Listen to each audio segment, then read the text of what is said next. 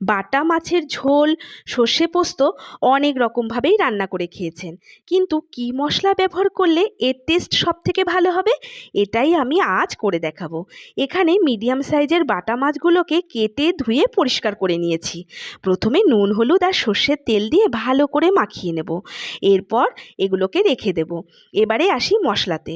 তার জন্য একটা পাত্র নেব। গোটা জিরে, কালো সর্ষে, শুকনো লঙ্কা, আদার টুকরো, কাঁচা লঙ্কা দিয়ে সামান্য জল দিয়ে ভিজিয়ে রাখবো। 4-5 মিনিট বাদে নরম হয়ে গেলে পেস্ট করে নেব।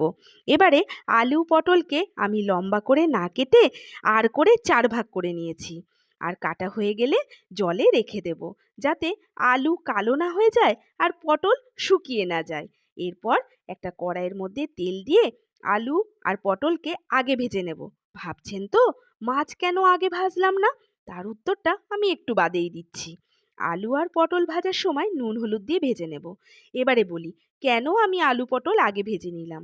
কারণ আমি অল্প তেলে আলু আর পটলটা ভাজা হয়ে গেল।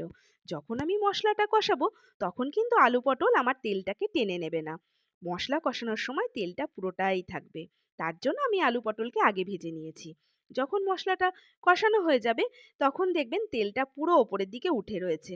আর এই রান্নাটা ঢেকে ঢেকে করব। আলু পটল নরম হয়ে গেলে অন্য একটা পাত্রে তুলে নেব। এবার কড়াইটা পরিষ্কার করে এক এক করে মাছগুলো ভেজে নেব। তারপরে কালো জিরে, তেজপাতা, শুকনো লঙ্কা দিয়ে একটু নেড়ে চেড়ে পেস্টটা দিয়ে আবারও নেড়ে চেড়ে হলুদ আর কাশ্মীরি লঙ্কার গুঁড়ো, টমেটো বাটা দিয়ে ভালো করে ঢাকা দিয়ে রাখবো। ঢাকা দিয়ে কষালে কষানোটা খুব সুন্দর হয়। যখন মশলাটা কুক হয়ে গেছে তখন আলু পটল দিয়ে দেবো। জল দেবো না সাথে সাথে।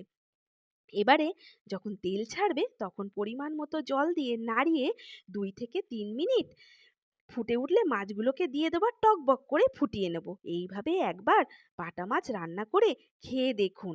আজ আসি, কাল দেখা হবে। নমস্কার।